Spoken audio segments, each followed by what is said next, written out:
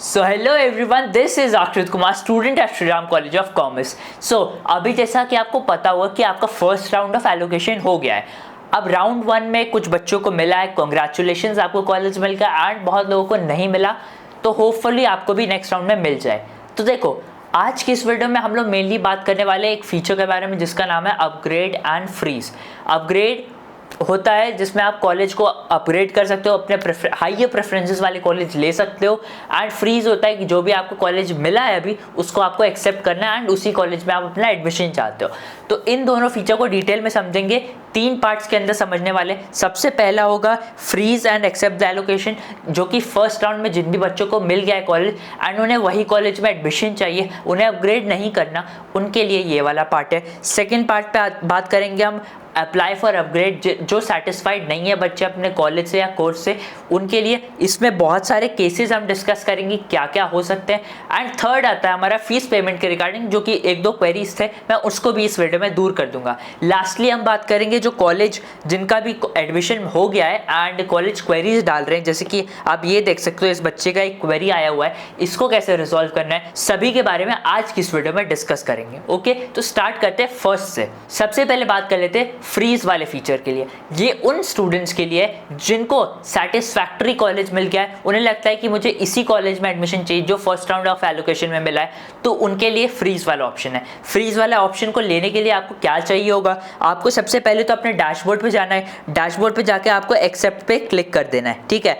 Accept button पे आप जैसे ही क्लिक करोगे आपके पास एक फॉर्म खुल जाएगा जहाँ पे 2-4 चेक बॉक्सेस होंगे, जिनको आप टिक करने के बाद आप सबमिट कर दोगे। आपका जो फॉर्म है CSAS का, वो चला जाएगा कॉलेज के पास। अभी तक किसके पास था? यूनिवर्सिटी के पास। उसके बाद वो चला जाएगा कॉलेज के पास, कॉलेज के डिपार्टमेंट वालों के पास, ठीक है।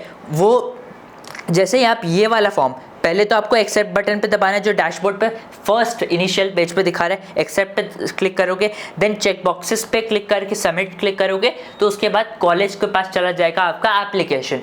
वो आपका डॉक्यूमेंट वेरीफाई करेंगे, राइट। डॉक्यूमेंट अगर उनको सारे सही लगेंगे तो वहाँ पे अप्रूव्ड आ जाएगा एंड वहाँ पे आपको ओपन हो जाएगा एक फीस पेमेंट का लिंक।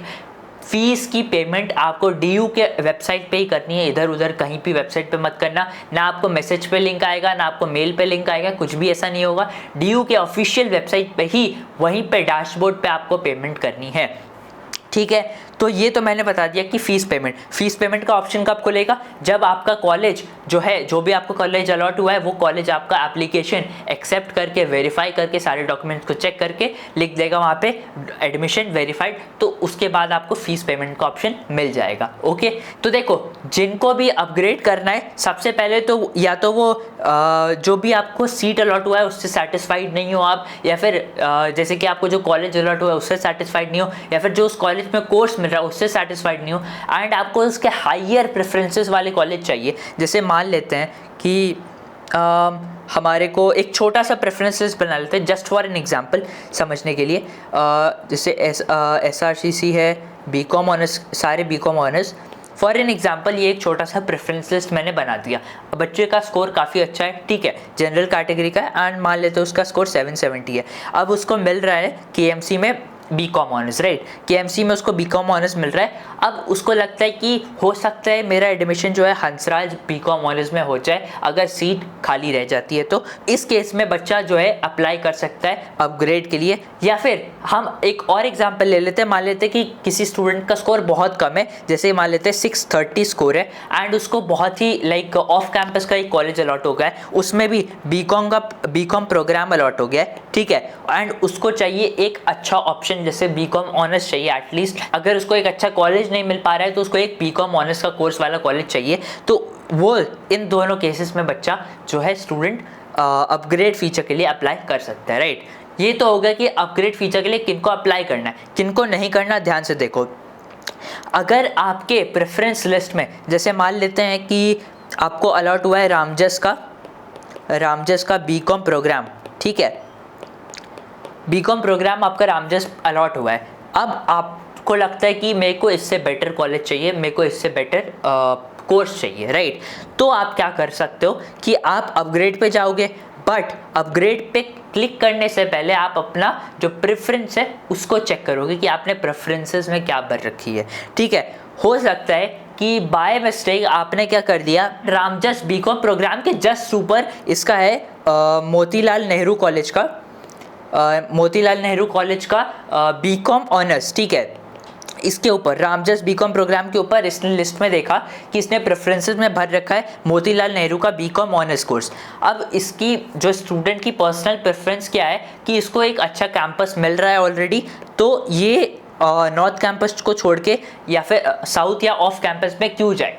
तो ये भी ध्यान आपको रखना है कि आपके जो प्रेफरेंसेस के ऊपर जो आपको ऑलरेडी अलॉट हो चुका है, इसके ऊपर ऐसा कोई बेकार सा कॉलेज या फिर बेकार सा कोई कोर्स ना हो जो कि आपको नहीं चाहिए। क्योंकि अपग्रेड में पॉसिबिलिटीज़ कैसे देखी जाती है, अपग्रेड जैसे आप क्लिक करते हो एंड अप्लाई करते हो अपग्रेड के लिए, तो स्टार्टिंग से ऊपर से सबसे पहले तो चेक होता है कि किस किस कॉलेज में किस किस कोर्सेज में सीट बची हैं एंड उस कोर्स में आपका कट ऑफ मैच करता है या नहीं करता, तो उसके हिसाब से आपको कॉलेज अलॉट होता है। अब आपके प्रेफरेंस में ही ऊपर अगर कोई ऐसा कोई घटिया सा कॉलेज है या घटिया सा कोर्स है जो आपको नहीं चाहिए, तो उस केस में आप अपग्रेड के लिए अप्लाई नहीं करोगे एंड आपको जो भी कॉलेज मिल रहा होगा आप उसी को एक्सेप्ट कर लोगे। क्योंकि आपको नहीं पता कि गलती से अगर आपको जो कॉलेज नहीं चाहिए था एंड वो प्रेफरेंस में ऊपर गलती से आ गया था, वो अलॉट हो गया, तो आप वापस से पुराने वाले एलोकेशन पे नहीं आओगे। यानी कि अगर आपको एक बार Motilal Nehru college BCom honours allot हो गया सेकंड राउंड में, तो आप वापस रामजस बीकॉम प्रोग्राम पे नहीं आ पाओगे, ठीक है। ये बात समझ में आ गई। तो डैशबोर्ड पे अभी आपको अपग्रेड बटन नहीं दिख रहा होगा। अपग्रेड बटन पाने के लिए आपको क्या करना है, सिंपली आपको जो अभी की सीट मिली है उसको एक्सेप्ट करना पड़ेगा। एग्जाम्पल ले लेते, जैसे मैंने केएमसी वाले बच्चे का लिया कि इसको केएमसी में बीकॉम ऑनर्स मिल रहा है, ठीक है।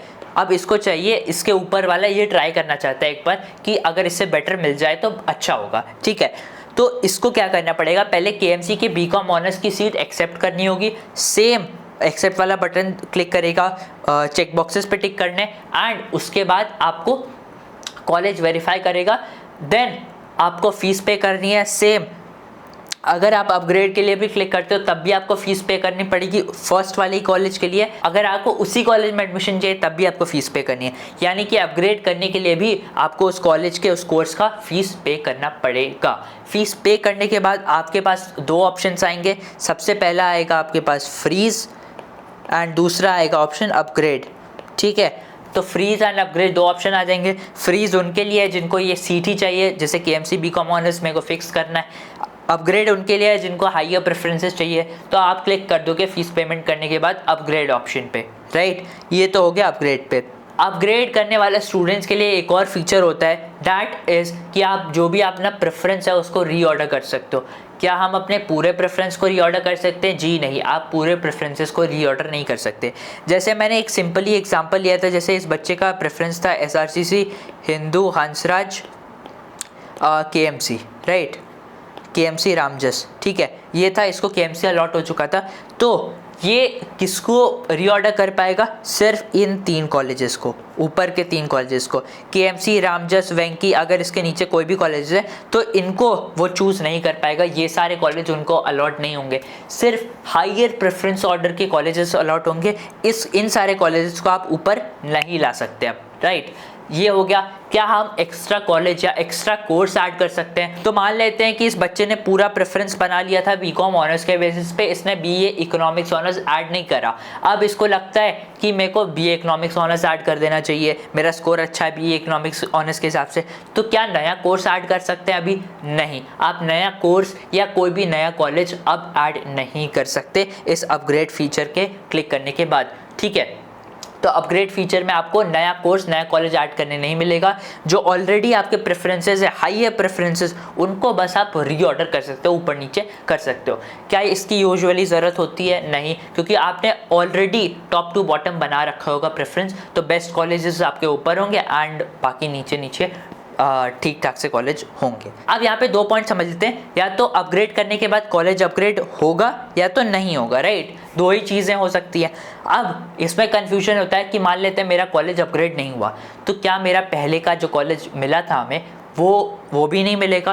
तो जी नहीं, ऐसा नहीं है। आपका जो पुराना कॉलेज आपको मिला था वो वापस से आपको मिल जाएगा। जैसे मैंने सिंपली एग्जांपल लिया था यहाँ पे केएमसी बीकॉम ऑनर्स वाले बच्चे का, ठीक है। तो उसको केएमसी बीकॉम ऑनर्स अलॉट हो जाएगा वापस से, वो सीट नहीं जाएगी आपकी, वो आपके पास रहेगा। अगर अलॉट नहीं होता कोई भी अपग्रेड नहीं होता आपका कोर्स या कॉलेज। सेकेंड इज कि हमारा कॉलेज अपग्रेड हो गया, ठीक है, दुआ करता हूँ कि आपका सभी का कॉलेज अपग्रेड हो जाए। मान लेते वही केएमसी बच्चे का हंसराज में किसी ने सीट छोड़ दी थी एंड हंसराज का कट ऑफ नीचे आ गया एंड केएमसी बीकॉम ऑनर्स वाले बच्चे को मिल गया हंसराज बीकॉम ऑनर्स, ठीक है, हंसराज बीकॉम ऑनर्स इससे अलॉट हो गया, ठीक है।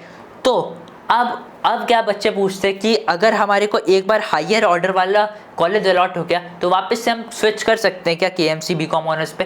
तो ऐसा नहीं है। अगर आपको एक बार अपग्रेड पे जो भी कॉलेज अलॉट हो गया वही आपको एक्सेप्ट करना पड़ेगा। आप वापस से इस कॉलेज पे नहीं आ सकते, आप वापस से फर्स्ट एलोकेशन वाले कॉलेज पे नहीं आ पाओगे, राइट। ये चीज़ें मैं आपको साफ साफ क्लियर कर देता हूँ। एंड इस स्लाइड का लास्ट पॉइंट जो है, क्या 100% गारंटी है कि कॉलेज मिल ही जाएगा अपग्रेड करने के बाद? तो जी नहीं, ऐसा नहीं है। देखो कॉलेज तभी मिलेगा जब या तो सीट खाली होगी या फिर किसी बच्चे ने सीट छोड़ दी होगी, तभी 2 केसेस में सीट मिल सकता है, वरना सीट नहीं मिलेगा, सीट्स फुल हो जाते हैं, राइट, ठीक है। तो 100% गारंटी नहीं है कि हमेशा कॉलेज मिलना ही मिलना है, ऐसा नहीं होता। एंड एक और क्वेश्चन बहुत सारे स्टूडेंट्स पूछते हैं कि भैया क्या पूरा कट ऑफ नीचे आ सकता है, 20-30 नंबर का डिफरेंस हो सकता है? तो वो हाईली डिपेंड करता है यार, इस कट ऑफ पे मैं कुछ नहीं बोल सकते कि कितना कट ऑफ गिर सकता है इसमें अपग्रेड वाले चीज़ के लिए, तो ये मैं कह नहीं सकता, ठीक है। थर्ड पॉइंट पे आ जाते हैं जो कि हमारा फीस पेमेंट के रिगार्डिंग है। इसमें बहुत सारे बच्चे बोलते हैं कि जैसे मैंने अपग्रेड किया कॉलेज, तो क्या मुझे पुराने जो कॉलेज में अलॉट हुआ था उसकी जो मैंने फीस पे करी थी क्या वो बेकार चला जाएगा? तो ऐसा नहीं होता। यहाँ पे एकदम इजी एग्जांपल से मैं समझा देता हूँ। मान लेते हैं ओल्ड कॉलेज आपका केएमसी था, न्यू कॉलेज आपको हंसराज अलॉट हो गया, ठीक है। तो इसमें कैसे रहेगा, ये केस नंबर 1 लेते हैं, ठीक है। मान लेते हैं केएमसी में बीकॉम ऑनर्स की फीस 30,000 दिखा रही थी, आपने 30,000 पे करा, बट वही हंसराज में आपको जो फीस दिखा रहा था दैट इज 25,000। तो जो आपका डिफरेंस है इनमें, जो कि 5,000 का बनता है, जो आपने एक्स्ट्रा 5,000 पे कर दिए, that will be refunded to your bank account, जो कि आपने CSCS फेज़ 1 के ड्यूरिंग भरा था। फेज़ 1 के ड्यूरिंग आपने एक अपना बैंक अकाउंट डिटेल दिया होगा, उसी बैंक अकाउंट में कुछ दिनों बाद रिफंड आ जाएगा आपके एक्स्ट्रा फीस का, वो आपको मिल जाएगा, राइट।